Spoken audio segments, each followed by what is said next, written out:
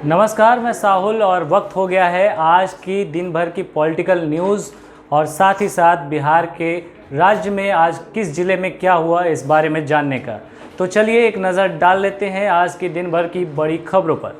पहली खबर बिहार की राजनीति से जुड़ी हुई है। जी हां, एनडीए में बड़ी टूट हो गई है। चिराग पासवान की पार्टी लोजपा एनडीए में रहकर चुनाव नहीं लड़ेगी। एनडीए से बाहर आने का फैसला उसने ले लिया है और बिहार विधानसभा चुनाव में लोजपा 147 सीटों पर चुनाव लड़ेगी। वहीं इस बीच खबर ये भी है कि लोजपा मुख्य तौर पे उस सीट को टारगेट करेगी जहां से नीतीश कुमार के पार्टी के कैंडिडेट उतरेंगे, यानी जहां से जदयू के कैंडिडेट उतरेंगे और जहां बीजेपी के कैंडिडेट होंगे वहां पर फ्रेंडली इलेक्शन लड़ने का फैसला लोजपा ने लिया है।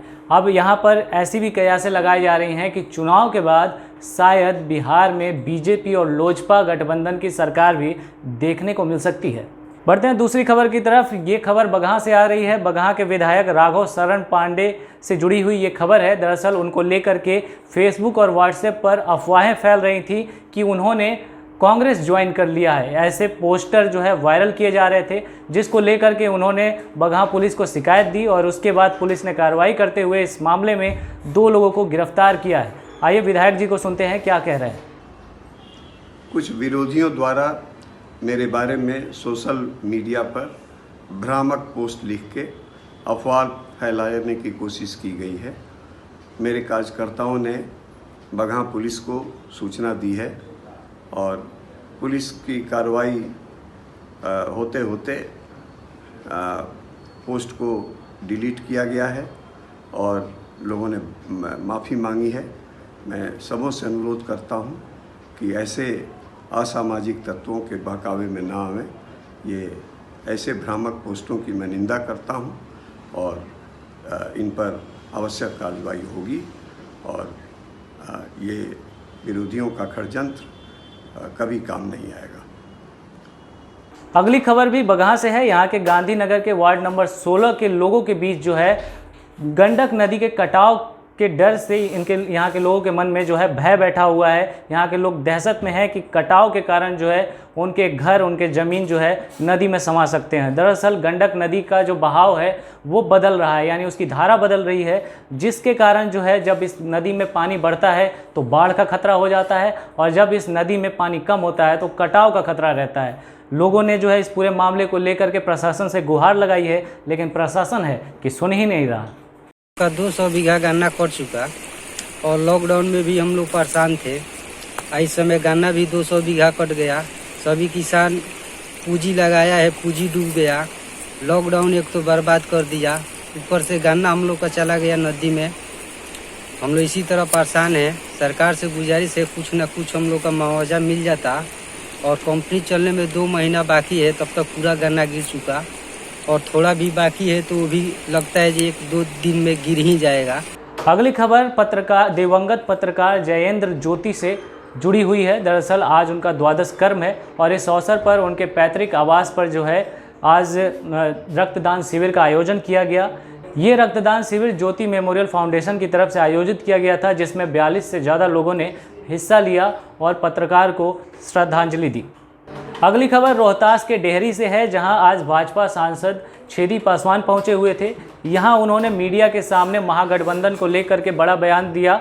मीडिया के सामने वो बयान दे रहे थे और उन्होंने कहा कि महागठबंधन जो है उसे बनाया ही इसलिए गया था ताकि उसमें बिखराव हो सके और उसका जो है परिणाम अब सबके सामने दिख रहा है। उन्होंने कहा कि इस बार का चुनाव 15 साल के कुशासन और 15 साल के कुशासन यानी कि जंगल राज और 15 साल के सुशासन को लेकर के चुनाव हो रहा है और जनता ने मन बना लिया है कि वो इस बार सुशासन सरकार को चुनेगी। हम जिस पार्टी में एनडीए में हैं, हम लोगों का कहीं कोई विरोध नहीं है। हल्का फुल्का है तो समाप्त हो जाएगा। और रही बात पुराना महागठबंधन, राजद का गठबंधन जो है उसमें लोग भगदड़ बजा रहे हैं। जितना काम की मन मुताबिक उनको टिकट नहीं मिल रहा है, सीट नहीं मिल रहा है। इसलिए चाह रहे हैं कि हम ज़्यादा से ज़्यादा सीट लें और दूसरी पार्टी में जा रहे हैं। और वो लोग अंततोगत्वा जा करके हो सकता है कि 2 ही मोर्चा चल रहा है देश में, राज्य में 3 मोर्चा बने और सारे लोग एक दूसरे के साथ रहेंगे और साथ ही महागठबंधन के साथ ही चुनाव लड़ेंगे। इसके अलावा कोई विकल्प नहीं है। कोई इधर भाग रहा है, कोई उधर भाग रहा है। और जो महागठबंधन है तो बिखरने के लिए ही बनता है। बिखरना है, आज नहीं कल उनको बिखरना ही बिखरना है। यदि चुनाव बाद भी हो सकता है, पहले भी हो जाए और चुनाव के बाद भी बिखर जाएंगे, तो उन लोगों को बिखरना ही है। कारण कि उन लोगों के पास कोई मुद्दा नहीं है, कोई इशू नहीं है, राजहित में वो कोई काम नहीं करने वाले लोग।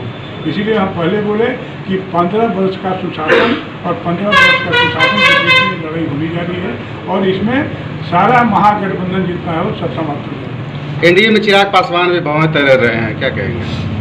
देखिए, चिराग पासवान पार्टी में है और गठबंधन में हर लोग चाहते हैं कि हमको अधिक से अधिक सीट मिले, ये सब लोग चाहते हैं, सभी पार्टी के लोग चाहते हैं। लेकिन सबसे बड़े भक्त वो मोदी जी के हैं। हम नहीं समझते हैं कि चिराग पासवान कहीं एनडीए को छोड़ करके, भाजपा को छोड़ करके ज़्यादा छोड़ सकते हैं। और यही चल रहा है उनका, चलना चाहिए, चलता भी है। हर आदमी डेमोक्रेसी चाहता कि हमको अधिक से अधिक सीट मिले, लेकिन वो मोदी को कभी छोड़ नहीं सकते। आज नहीं कल मामला जो हो रहा है शांत हो जाएगा। अब रुख करते हैं मोतिहारी की। यहाँ के चिरैया विधानसभा की बात करेंगे। यहाँ पर एक गांव पड़ता है पटीजिलवा। इस गांव के लोगों की आंखें सूख गई, इनकी आवाज़ें थम गई और इनकी आशाएं भी हैं वो टूट चुकी हैं, क्योंकि पिछले कई सालों से इस गांव के लोग एक पुल निर्माण को लेकर के सरकार से गुहार लगा रहे हैं, लेकिन अभी तक ये पुल बना नहीं है। दरअसल अगर ये पुल बन जाता तो मोतिहारी से और इस गांव की दूरी जो है वो 10 किलोमीटर की हो जाती, लेकिन अभी लोगों को 25 किलोमीटर तक का सफ़र तय करना पड़ता है। ऐसे में इस बार के चुनाव में इन लोगों ने ठान लिया है कि जब तक पुल नहीं बनेगा तब तक हम लोग वोट नहीं देंगे, यानी पुल नहीं तो वोट नहीं। जनता सब भाई लोग जो भी हैं गांव का, एक साथ हम लोग एकजुट होकर इस पुल के लिए हम लोग वोट बहिष्कार करने का निर्णय ले रखे हैं और सरकार को ध्यान आकर्षित करना चाह रहे हैं कि इस पुल को हम लोग बना दीजिए। जब भी इलेक्शन होती है, नेता लोग आते हैं, आश्वासन देते हैं कि हाँ अब की बार हो जाएगा, अब की बार हो जाएगा, लेकिन बार बार आश्वासन देते हैं और आश्वासन पुल बनता नहीं है। इसलिए इस बार का इलेक्शन में हम लोग, हमारे जनता भाई, गांव समाज, अगल बगल के गांव वाले लोग, सब लोग मिलकर हम लोग एकजुटता प्रदर्शित करना चाह रहे हैं और वोट का बहिष्कार करना चाह रहे हैं। अगली खबर मगध विश्वविद्यालय से है, जहां के गौतम बुद्ध महिला कॉलेज की जो छात्राएं हैं उन्होंने जो है जमकर हंगामा किया है। दरअसल मामला ये है कि कॉलेज जो है इन छात्राओं से नामांकन के लिए फ़ीस वसूल रहा है। वहीं छात्राओं का कहना है कि सरकार की ओर से कहा गया है कि नामांकन निःशुल्क होंगे, लेकिन जो कॉलेज प्रशासन है वो लगभग 1650 रुपये का रसीद कटाने के लिए बोल रहा है और इसी को लेकर के छात्राओं ने आज जमकर हंगामा किया।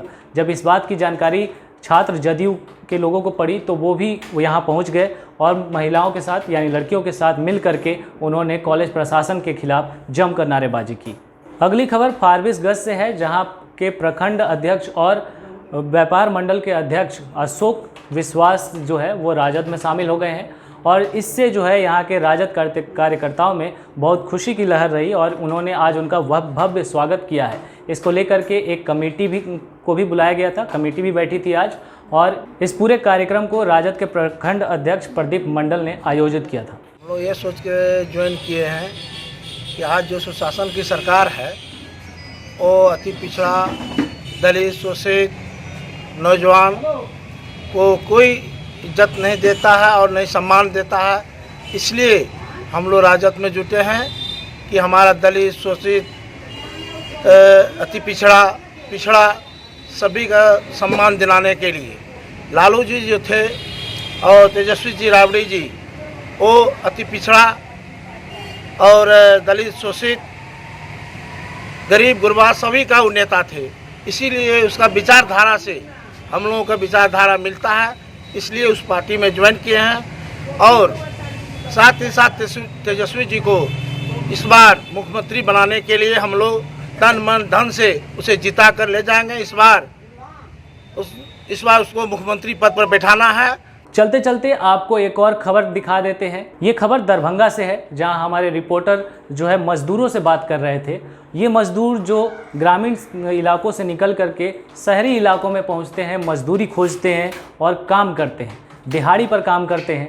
इन मजदूरों से हमने जाना कि इस बार के चुनाव में इनकी मांगे क्या हैं और सरकार ने इनकी कौन सी मांगे पूरी की हैं और कौन सी मांगे पूरी नहीं की हैं। आइए चलिए मजदूरों से ही उनकी राय जान लेते हैं। हम लोग मजदूरी तो 90 रुपया से लेकर 80 तक अभी 400 रुपया 500 रुपया चल रहा है। अच्छा, 15 दिन से काम कर रहे हैं। काम कर रहे हैं। कितने कै साल हो गया मजदूरी? 4 साल हो गया, और साल को कितना ड्यूटी करेंगे? अच्छा, तब बताइए, आपके जो वर्तमान में जो विकास की बात हो रही है, सरकार विकास की बात कर रहे हैं और चुनाव आ गया है, तो क्या फायदा आप लोग को मिला है अभी तक? अभी तक तो कुछ फायदा नहीं मिला है सर। तो ये थी आज दिन भर की बड़ी खबरें। कल फिर हाजिर होंगे दिन भर की राजनीतिक और राज्य की अन्य बड़ी खबरों को लेकर के। फिलहाल आप बने रहें हमारे साथ। नमस्कार।